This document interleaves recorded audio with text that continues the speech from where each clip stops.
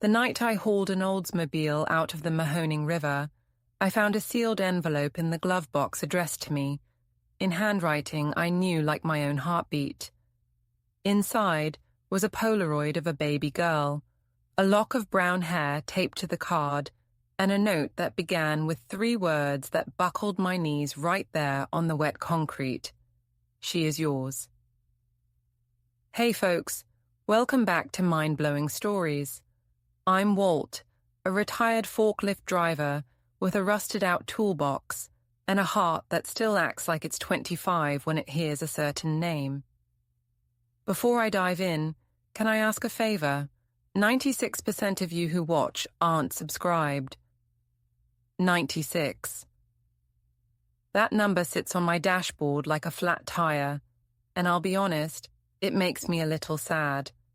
Hit that subscribe button, would you? Give the bell a tap so you don't miss the old man's next tale. Toss a like, drop a comment, tell me if you would have made the same choice as I did. All right, let me tell you about June. The year I met her, the steel mills were coughing smoke, and everybody in Youngstown measured time by whistles and lunch pails. It was 1979. I was 21, living in a duplex off Wick Avenue with my old man, Hank, whose back was bent by a lifetime of lifting more than he should, and Mom, Nora, who kept tomato plants on the stoop and relatives in the phone lines. I worked swing shift at the GM plant in Lordstown, pulled overtime, and spent my paychecks on gas, bowling alley fries, and the occasional vinyl LP that I pretended would turn me into someone who didn't smell like machine oil.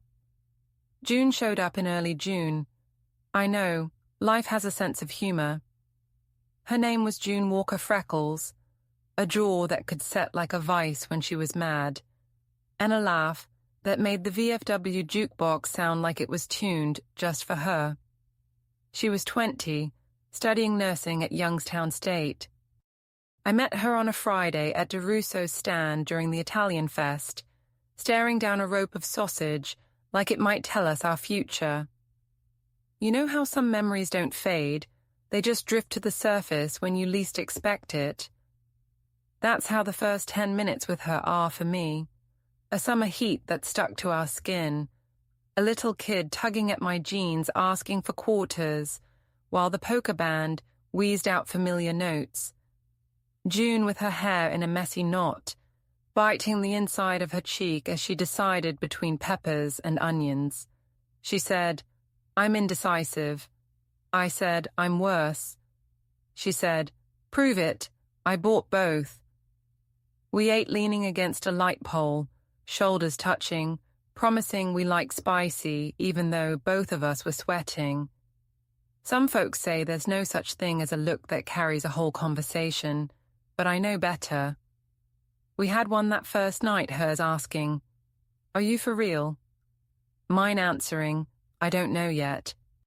I walked her to her car, a tan Cutlass Supreme with a dented bumper and a faint smell of vanilla from an air freshener shaped like a flower. She scribbled her number on the back of a flyer. "If you call me before Sunday," she said, "I'll know you're brave. If you call me after, I'll know you're smart." I called on Saturday because back then I thought you could be both. We fell into the kind of summer people write songs about, even if they never record them.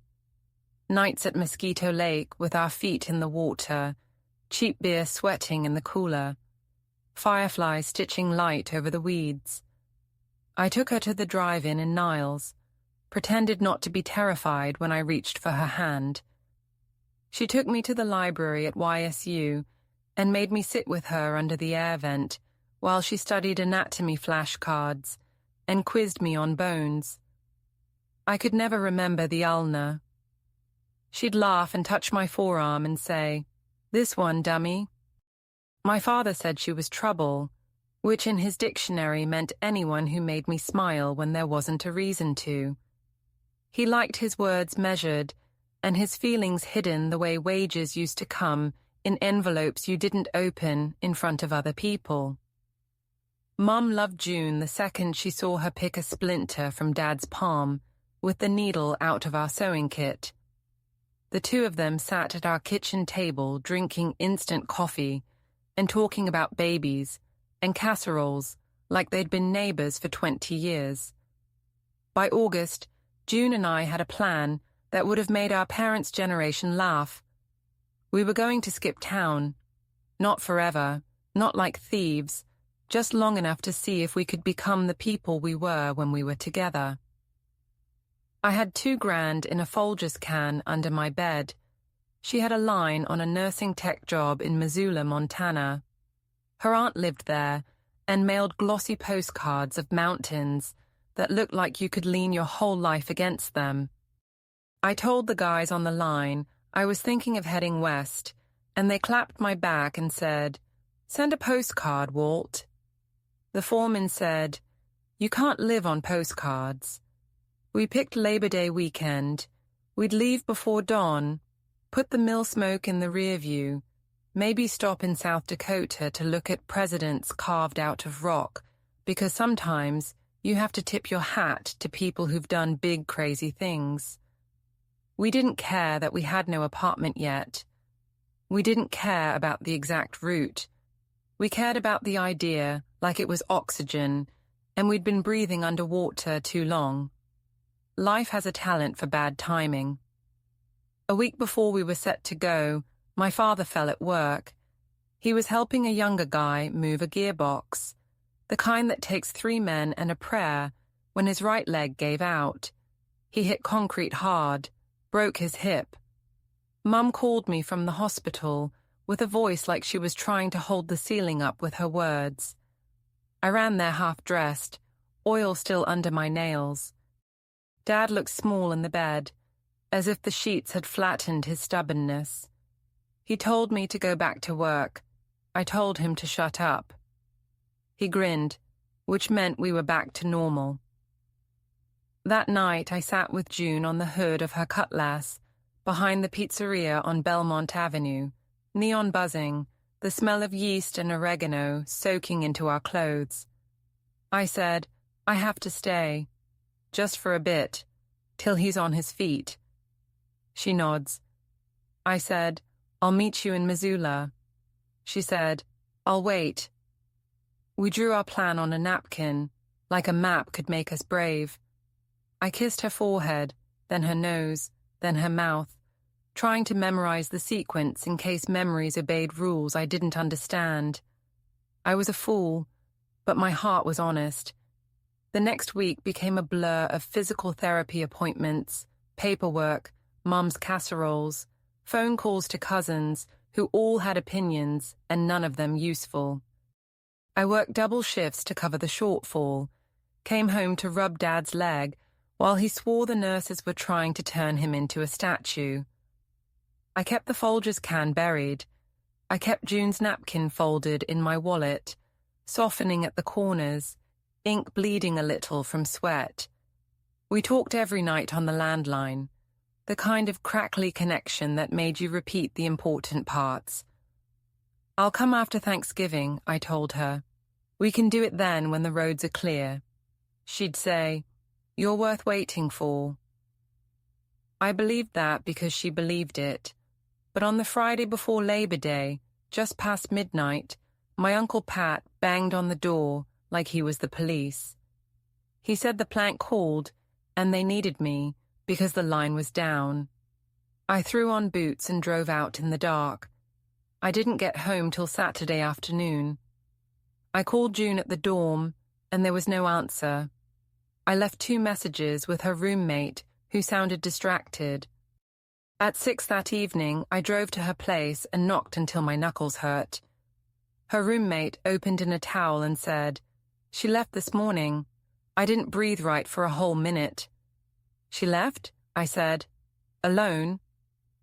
The girl shrugged, and I hated her for not understanding that she was holding a grenade. She said June had put her suitcase in the trunk and told her not to worry. She got into the Cutlass and drove away. I asked if she left a note. The girl looked around the messy living room like maybe the answer was under a pizza box. She said, "You're Walt, right?" June said you'd be brave or smart. I said, "I guess I'm neither. If I have a ghost, it lives in that night." I drove around town looking for a tan cutlass, like an idiot trying to catch a cold front. I parked by the river, by the spot we liked off Division Street, where we'd watched carp roll their backs like sleeping monsters. I sat on the hood and held the napkin map and tried to imagine which exit she took off the turnpike. At 2 a.m, I called the payphone at the diner she liked in Mercer, Pennsylvania, thinking maybe she'd stop for pie. The waitress said no one fitting that description had been in. I went home and lay awake until the alarm told me to get up and go make someone else rich on the assembly line. You don't get to know which moment is the hinge until it's already swung. I heard nothing for weeks. Letters came back stamped undeliverable.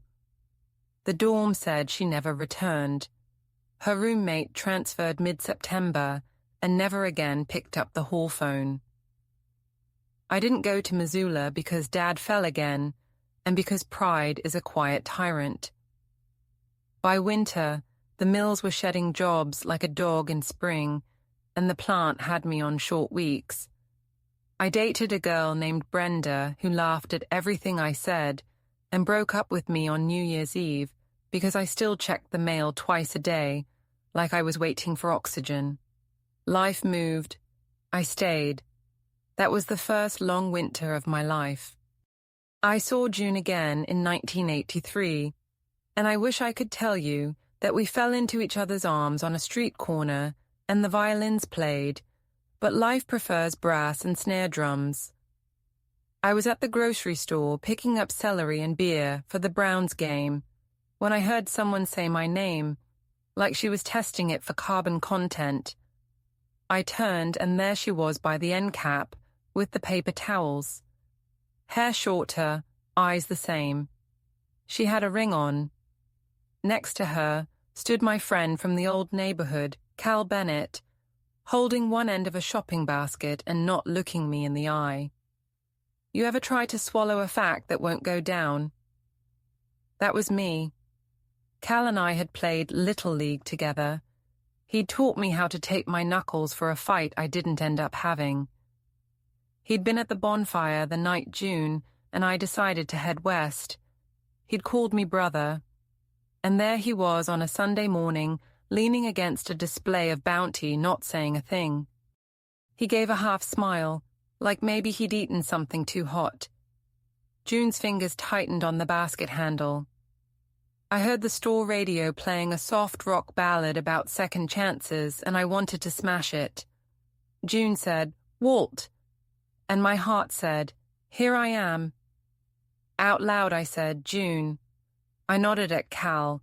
He nodded back. He said, "We should get together sometime." I said, "Sure." I was lying. I went home and threw the celery in the trash because I couldn't stand the sound of it breaking. Years got good and bad in equal measure. Dad passed in 86, a quiet afternoon that took the legs out from under the kitchen chair I was sitting in. Mom outlived him and then left me the tomato cages and her laughter in the cupboards. I married a hairdresser named Linda in 88 because she smelled like hairspray and hope and told me I was kinder than I believed. We divorced in 90 because I was a man who set a place for a ghost at the table without realizing it. I joined the volunteer fire department in 91 because I needed to pick up things that were heavy and put them somewhere safer. And then came the flood of 92, the one that put parts of downtown under brown water and sent refrigerators floating down Market Street like metal whales. I was on call the night the river chewed through the banks with a sound like it was being dragged across gravel. The wind was wrong. The rain had been wrong for days. The radio didn't stop. We got the call about a submerged vehicle near the older section of the Division Street Bridge, where the river hooks like it's trying to turn back. It was 2 a.m. the kind of angry rain that makes you flinch even under a hood. Chief Ray yelled over the water, said, "We've got headlights under." A tow winch whined. The river spit oil rainbow. The nose of an Oldsmobile Cutlass surfaced, brown-green, weeds plastered like hair. I was on the rope. We all were. It took forever and a half to get that car onto the concrete. When we finally did, the doors groaned like a man in his 70s getting up from a long nap. Inside was empty, no body, no purse, nothing but a waterlogged floor and a glove box that had swollen shut. I pried it open with a screwdriver and a prayer. That's when I saw the envelope, sealed, plasticky with moisture but intact. My name printed across it in a hand I could have picked out of 100 in a dark room. I stepped into the little pocket of quiet that always lives in the loudest places. I held that envelope in my dirty hands like it was a newborn. I wasn't supposed to open it. Chain of custody, all that. But I was a man, and I was a flood, and both of us were tired of rules. I slid my finger under the flap. The Polaroid hit me first, blurry, hospital light, a pinkish baby with her eyes squeezed shut, and a knitted cap on her head, exhibit A of a love affair the world hadn't given permission to. A lock of brown hair taped to the bottom corner. And the note, "She is yours." The words shook loose something I'd put in a box and taped shut and stuck on a shelf in my head. I read the rest under my flashlight while the tow guy swore about mud in his boots. She wrote it on June 5th, 1980. She said she'd found out she was pregnant after she got to Missoula. Said she'd tried to call, but my number didn't work, and when she called the house, my father had told her, "You're better off, kid," which sounded like him. Said she'd written letters, mailed them to the plant, never heard back. Said she'd named the baby Emily for a week before she signed the papers. Said she'd thought of turning around and driving all night to get to me, but that the adoption agency woman had told her it would be selfish to change her mind then. Said she couldn't forgive herself. Said she hoped someday I'd meet the little girl with her chin. Said she loved me in the present tense because the past tense made her shake. By the time I raised my head, the night had changed shape. Chief Ray clapped my shoulder and asked if I was okay. I said, "Sure." I tucked the hair and picture and note back in the envelope, like they were pieces of a heart that might still fit. Later that morning, after the tow yard fenced off the Olds, I wrote a version of events in my report that omitted a few details. The world calls that a lie. You call it whatever helps you sleep. The car was registered to June Bennett. My brain stuck on the last name like a needle in a scratch. We had a married name now. We had an Olds in the river. We had no body. You want a twist? Here's one. June wasn't in that car. She was 10 blocks away, sitting in a diner with a sundae in front of her and a wet umbrella leaning against the booth. I know because I found her there 12 hours later, after a kind of sloppy detective work that would have embarrassed a kid with a Hardy Boys book. I checked the hospital. I checked the places we'd liked. I checked the grocery store. I checked the old dorm. I ended up at a diner on Belmont because I had to eat something or my hands would shake. And there she was in the corner, hair soaked, eyes swollen, like she'd cried till her tear ducts were dust. She looked up and didn't look surprised, the way you don't look surprised when thunder follows lightning. I sat down across from her like we'd planned it. The waitress asked if I wanted coffee. I said I wanted a whole new brain and a cheeseburger. The waitress smiled like she'd seen worse. June said, "I thought you'd find me." I said, "There was a letter." She nodded. I said, "Was that your car?" She nodded again. I said, "Are you okay?" She laughed, but it wasn't funny. She said, "I left it there." It was dramatic, I know. I said, "You were always dramatic." She said, "I learned it from you." She told me she'd swung the wheel toward the river and jumped out before the tires left the concrete because she was tired of being found where she didn't want to be. She said she knew the current, and she knew the tow yard, and she knew the city loved a mystery. She said Cal would think the worst, and maybe that was the point. Cal. I hadn't let myself say his name out loud in a long time. He and June had married in '82, she said, after he'd shown up in Missoula with a speech about coincidences and fate, and how some things must be meant to be. He was there for a construction job, ran into her in line at a hardware store, and she'd stared at him like a ghost. He told her I'd left Youngstown with a woman from the plant. He told her marriage to him would make the noise stop. He was kind to her until he wasn't. He drank but said it was nothing. The meanness crept in like fog under a door, never a bruise where a neighbor could see, but words sharp enough to draw blood. He burned a box of letters she kept, letters she'd written to me after the hospital and never mailed, because he said she needed to live in the now. He told her no one would believe her if she had a story to tell. He got quieter. She got smaller. People can turn to smoke and you don't notice until your lungs are full of poison. She'd decided to finally leave. There was a locked storage unit on the west side of town with what mattered. The river was a curtain. She was stepping through.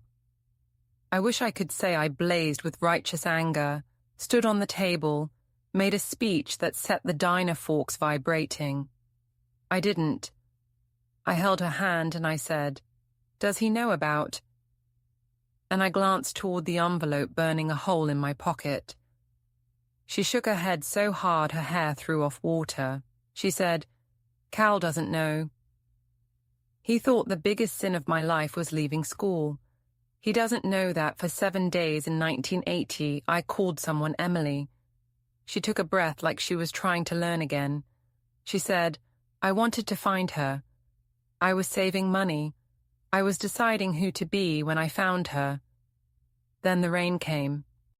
I thought, it would be good to be dead. Then I thought, no, it would be good to be free. She looked at me like I was a coastline that had changed while she was inland. She said, "I'm sorry. For leaving. For believing him. For not finding you sooner." I said, "I'm sorry for not being the man who showed up anyway." We were both right. We were both cowards. We were both young when we made the worst choices, and older when we had to live with them. We sat for hours as the rain thinned, and the news on the TV above the counter showed footage of the flooded streets on loop. The waitress started to give us free coffee refills, like a priest handing out communion. June said she had a bus ticket to Columbus. She said she'd talked to a woman at an agency there who might help her start the process of opening sealed adoption records. She said Ohio made it hard, but sometimes hard didn't mean no. She said, "Will you come with me?" I said yes before she finished the sentence. I called Chief Ray and told him I had a family thing and needed the rest of the day. He said, "Everybody's got family." I drove June to a cheap motel off the highway where the carpets smell like someone else's cigarettes and the curtains are thicker than the lies people tell themselves. I took the spare pillow and the chair. She slept like a person who had been carrying something you couldn't see and finally put it down. The next morning we bought clean t-shirts at a discount shop and drove to Columbus in my beat-up Chevy pickup with the window that didn't roll down all the way. June kept her umbrella over the crack like it mattered. We found the agency tucked into an office park near a dentist and a karate school. A woman named Ms. Delaney met us in a room with a couch that had seen some things, if furniture could tell the truth. She was the kind of person who wore sensible shoes and saved patience for when it counted. We told her everything and nothing. June gave dates. She handed over what little paper she'd kept, a hospital bracelet with her name, the first name she had given the baby Emily, and then crossed it out, the day she called the adoptive couple Mr. and Mrs. Hart because she thought the name sounded sturdy. Ms. Delaney explained the labyrinth. Ohio had sealed original birth certificates for adoptions after 1964, with some changes on the horizon but not yet. There were registries if both parties wanted contact. There were ways to hire searchers. There were ways to wait and hope. Ms. Delaney drew lines on a legal pad that looked less like a plan and more like a prayer. Over the next few months, June and I conducted the kind of search that makes you aware of the exact second a second takes. We wrote letters to P.O. boxes. We made calls from payphones. We learned to be polite to receptionists because they controlled the gates to empires. We invented a code for our messages so we could say the word daughter without saying it aloud, as if the sound might summon a god we weren't ready to meet. I worked night shifts and then drove her to appointment number 9, appointment number 21. Sometimes she'd laugh at nothing. Sometimes she'd cry at the sight of a little girl in a grocery store and then pretend she was crying at the price of cereal. You want another twist? Cal found us. Of course he did. It was a Tuesday night in November. We were leaving the agency, our coats buttoned to the neck, the sky that kind of dark that makes you doubt the sun. There he was leaning on the hood of his truck like a man in a movie. He looked smaller than I remembered, or maybe I was standing straighter. He said, "June, come home." She said, "I don't live there anymore." He said, "Walt, you son of a—" And I held up my hand because I didn't want to fight in front of the woman I loved, not over the old-fashioned idea of ownership. Cal got close enough that I smelled whiskey and wintergreen mints. He looked at June and said, "You told him."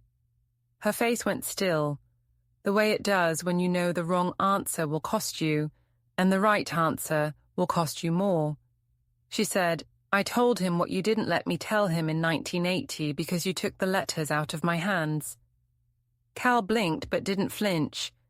He put his palms together, pressed them against his lips and said, "I did what I had to do." Then he said, "I know about the baby." The words landed in the parking lot like a crosswind. He'd gone through June's things after they married, found the Polaroid she'd made a copy of before she sent the lock of hair with the letter, tucked it deep in her dresser, where he thought she wouldn't notice if it disappeared. He'd hidden it in his sock drawer and told himself it was for her own good, that the past was a faucet you turned off, and eventually the pipes went cold. He looked at me then and said, "I told her you left with a woman because it was easier than saying you stayed. I told her you didn't write because it was easier than saying I burned what you wrote." He said it flat and dead. Then he added something I wasn't expecting. He said, "I'm sick." Cal had a voice made for swagger, and hearing it slouch was jarring. He had what he called a bad liver, which is like calling a hurricane an inconvenience.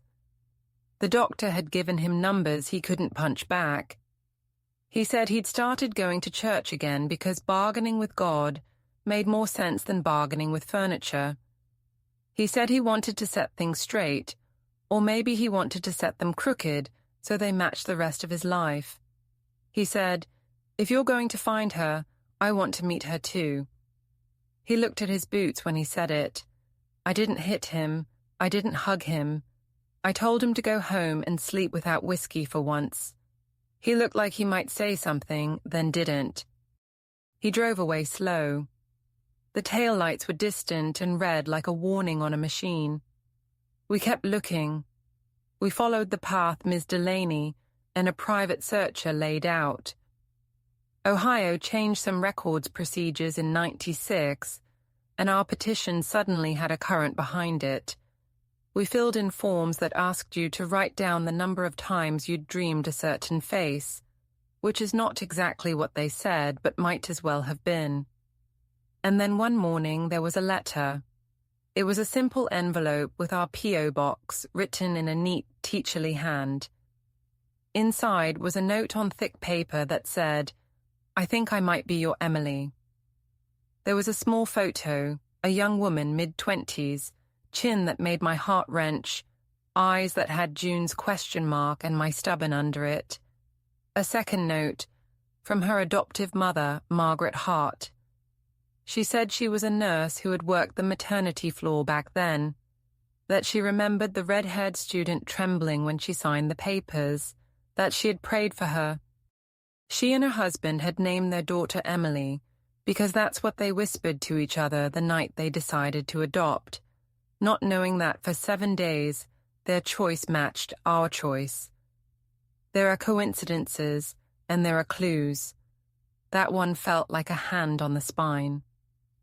We met Emily on a Saturday, in a park in Columbus with a playground that made squeaky noises when the wind pushed the swings.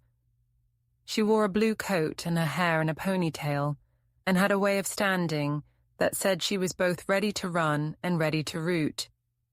She looked at June first and looked back again and again, like she was trying to overlay two faces, one from a Polaroid and one alive in front of her. She hugged June with a care I'll never forget, a light pressure that said, "I don't want to hurt you and I don't want to let go." She looked at me like she'd been warned about men who showed up with stories late in the game. "I am a man who understands caution." I said, "I'm Walt." I didn't say, "I'm your father," because we were in a park with strangers walking dogs and life already felt overloaded. She smiled a little and said, "I know." We sat on a bench and learned to be ourselves. Emily liked math and coffee that tasted like chocolate and running until her lungs burned. She had a laugh that surprised her. She had a temper she kept in a mason jar with holes punched in the lid. Margaret Hart joined us for an hour with a wicker picnic basket because she believed in carbohydrates as a path to reconciliation. She hugged June like a woman who had practiced this in her head 1,000 times. She said, "You were a baby yourself." She said, "We've had a good life." She said, "We left space for you at the table even when we weren't sure you'd ever sit there."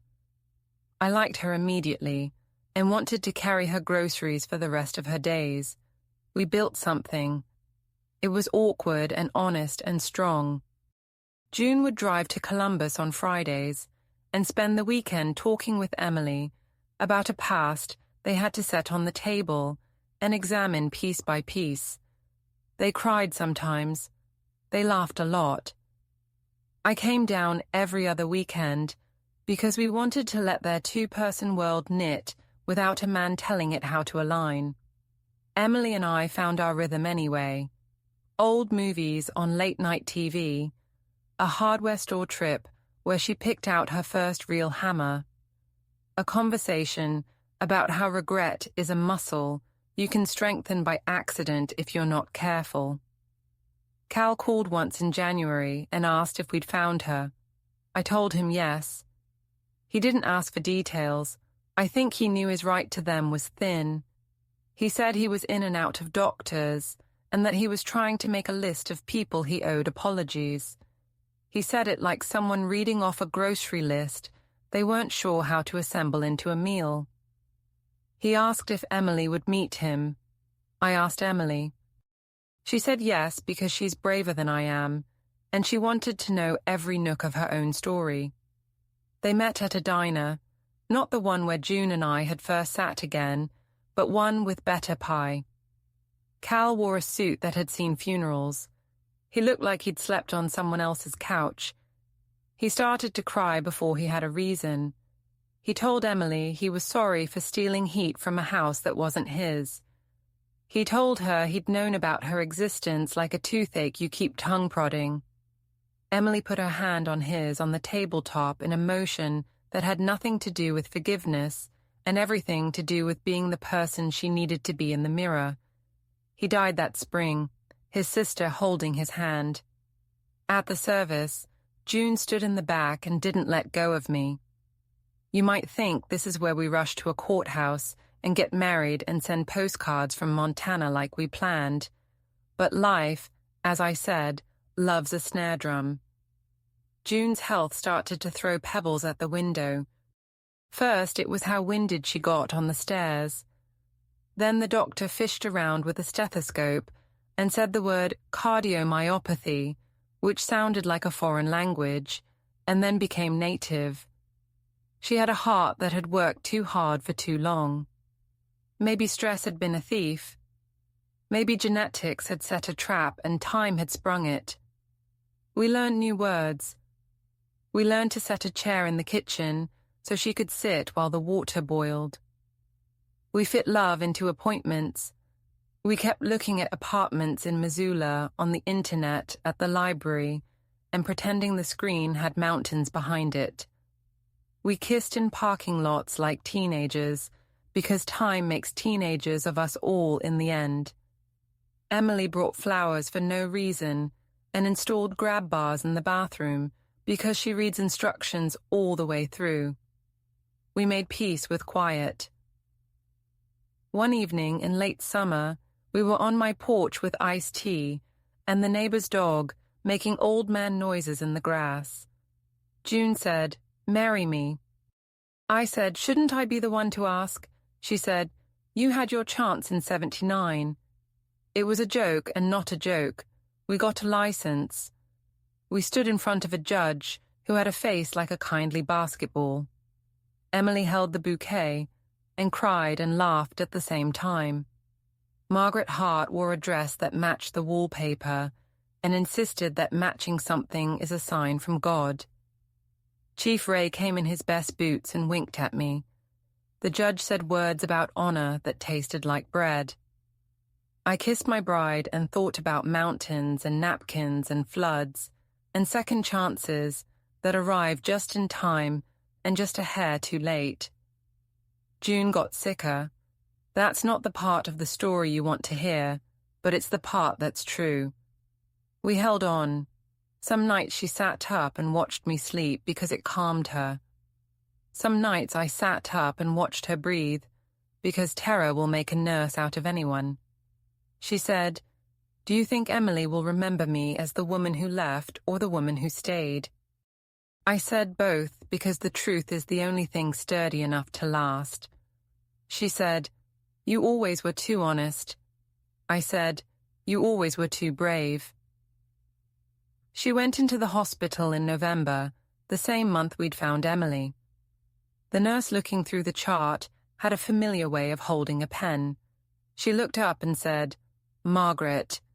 It was Margaret Hart, still working per diem because she didn't know how to retire from taking care of people. She took June's hand and said, "We've been practicing for this for a long time, haven't we?" June nodded. There are patterns in this world that you don't see until you stand on a ladder.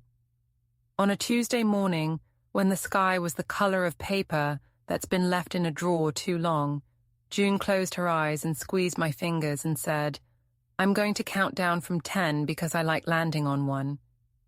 She made it to 2. Emily was on one side, I was on the other. Margaret was at the foot of the bed because she understood geometry of grief. Afterward, there were too many casseroles and not enough salt. There were forms to fill and drawers to open full of a woman's life, boiled down into sweaters and ticket stubs, and a little ceramic penguin that had sat on our bathroom sink and watched the whole story unfold. I kept the letter from the glove box in a frame on my dresser, with the hair and the Polaroid behind it, not because I needed proof of anything, but because sometimes a person needs a tangible reminder that the days we survived happened. Emily took the copy of the Polaroid her mother had kept. She hung it in her hallway, where the light hits it in the late afternoon and makes it look like it was taken 5 minutes ago. You want to know what happened to the Olds? The tow yard sold it for parts. The engine ended up in a kid's project car that he drove too fast out on back roads until he learned that life can be a merciful teacher if you're careful. I sometimes think about the glove box being on a workbench somewhere, the indentation where the letter sat like a scar you can't see. I could stop here. The ark is tidy enough for a man who tells stories to strangers on the internet, but life kept adding small corners. Emily married a gentle man named Dan, who makes shelves that look sturdy and is. They have a little girl named Nora who calls me Pop and thinks the best thing in the world is the way I whistle the theme from old TV shows. Sometimes I watch her sleep, and I see the 7 days when she was a name written in ink and held for a week by a girl who wanted to keep her and let her go. Sometimes I wake up, and June's laugh is in the room for a second, like she's ducked in to make sure I'm breathing, and then gone out to water the tomatoes.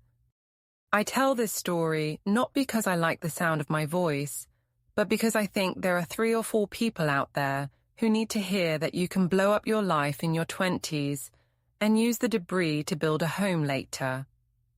You can love someone and hurt them, and then love them better. You can get stuck in a town, in a habit, in a version of yourself, and then a flood can come, and you can find the thing you were meant to find in the worst possible place. You can be a man who pries open a swollen glove box and pulls his future out like it's a damp letter with his name on it. When I started this channel, I figured I'd tell a few stories to get the rust off my voice. Then you all started showing up, sitting in my kitchen with me, leaving comments that felt like the other end of a telephone cord. It makes an old guy feel less like the last man at the VFW. So, if you're still listening, if you rode it out to the end here, do me a kindness. Hit subscribe. I know I said it up top, but I'm going to say it again because 96% of you aren't subscribed, and that does sting a little. Tap the bell so you know when I post, because next week I'm telling the one about the bar fight that wasn't, and the runaway horse that taught me how to apologize. Drop a like if June made you believe in third chances. Leave a comment and tell me what you would have done at the diner that day, or at the bridge, or at the moment you could have gone west. And if you're sitting on a letter with someone's name on it, write it, mail it, or deliver it. Don't wait for a flood. This is Walt from Mind-Blowing Stories. I loved a girl named June, and by the time life was done with me, it made sure I knew it. Come back next time. I'll leave the porch light on.